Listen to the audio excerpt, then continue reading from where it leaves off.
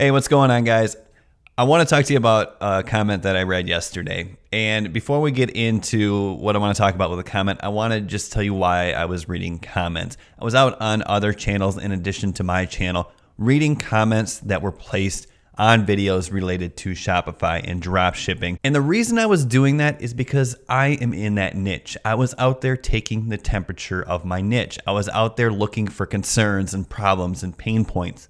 And that's something you should be doing as well. Whatever your niche is, you should be diving into that niche. Now, I'm not saying you have to go read comments at a bunch of YouTube channels or anything like that, but you know your niche. Whatever niche you're in, you should be out there in your niche living it, because that's where you're going to find opportunities that you can exploit for profit. Now, the video was basically talking about how you shouldn't be direct linking to your Shopify products, okay? There should be a bridge page or a sales page in between your ads and the actual product. I actually made a video about that yesterday. If you haven't seen that, I'll go ahead and link that in the description below so you can get a better idea of how to, increase your chances of making sales. But in that video, this guy was pissed and he says Shopify is a scam, or he says, I'm starting to think that Shopify is a scam. Now, I'm not saying he's the first person to ever say that, but I just so happened to see it. And the reason he said Shopify was a scam is because,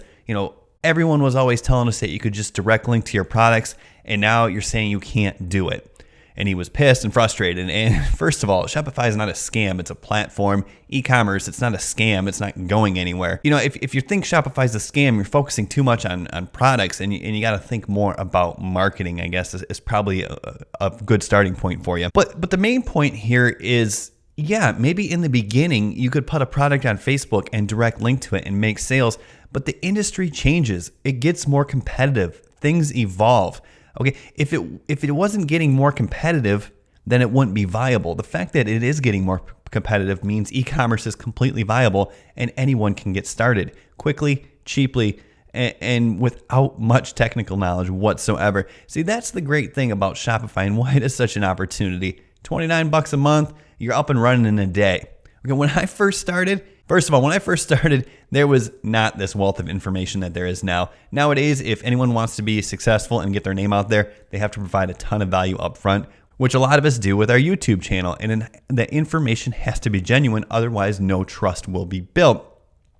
When I was first starting up, basically the model for the gurus or the experts was sell a course, rip people off, maybe give them a little bit of value. It doesn't matter because there's no competition. So when I first started, I had to figure out everything on my own, and it was very slow because I started off creating product review blogs with WordPress.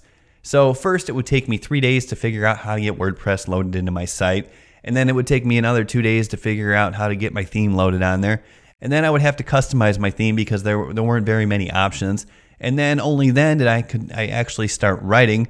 But then I had to find the plugins that made the site faster and more secure because there wasn't a push button solution. And at this point, I'm 3 weeks in and I haven't even written a single word yet. Well, the only problem is, and then if I'm doing product review sites, I'm going to rank them with SEO.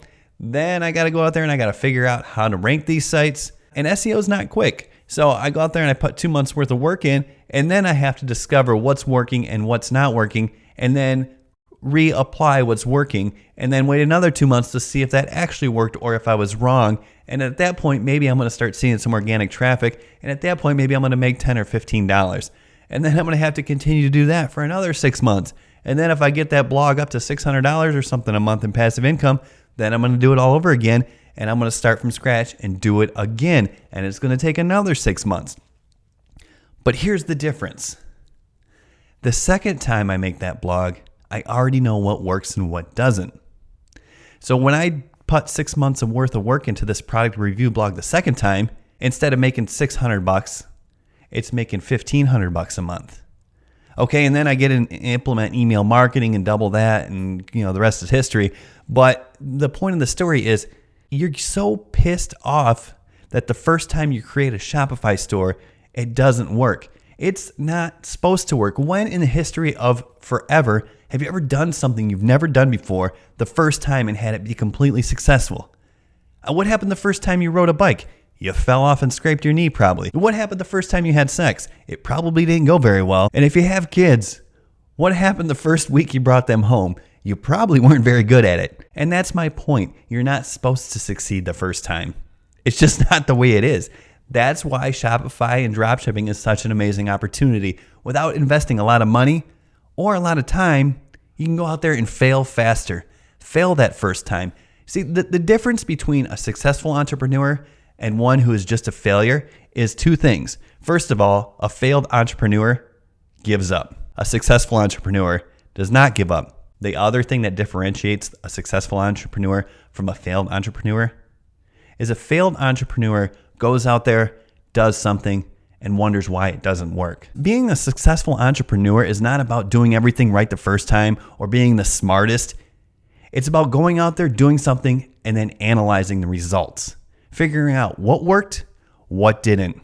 Duplicating the aspects of whatever it is that you're doing that were successful, kicking out and replacing the things that did not work, putting them all back together again, and trying again, testing and optimizing. And then eventually you get to the point where you develop a system and you start to see the whole picture and you gain all these skills. And then you can repeat it over and over and over again. You see, you have to get skills in order to be successful, and it takes a long time to acquire these skills. But once you do, I'm not saying it becomes easy. It's always a challenge because things always change. The market always changes. Competition always changes.